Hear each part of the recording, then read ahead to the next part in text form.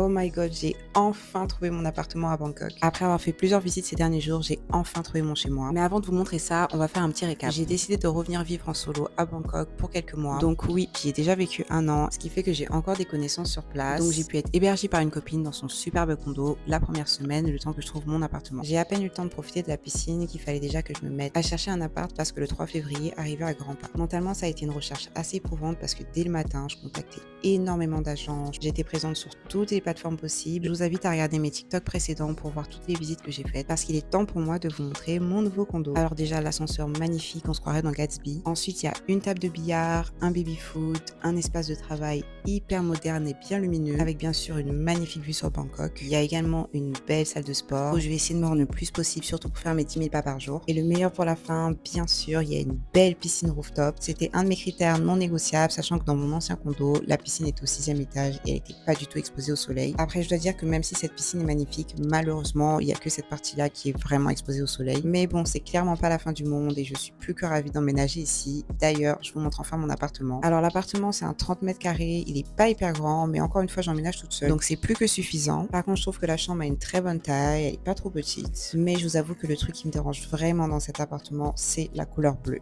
Qui a choisi de mettre la couleur bleu électrique dans la cuisine et dans la salle de bain? Je ne comprends pas. Mais bon, dans l'ensemble, je suis satisfaite de mon appartement, surtout qu'il y a une belle exposition et je suis la première personne à y emménager, donc ça, c'est vraiment cool. La première chose que j'ai faite, c'est enlever tous les plastiques sur les meubles, puis vider ma valise et ensuite, j'ai enchaîné directement au rooftop. Je peux enfin officiellement dire que ma nouvelle vie à Bangkok commence dès maintenant. Donc abonne-toi pour ne pas manquer mes aventures en Thaïlande.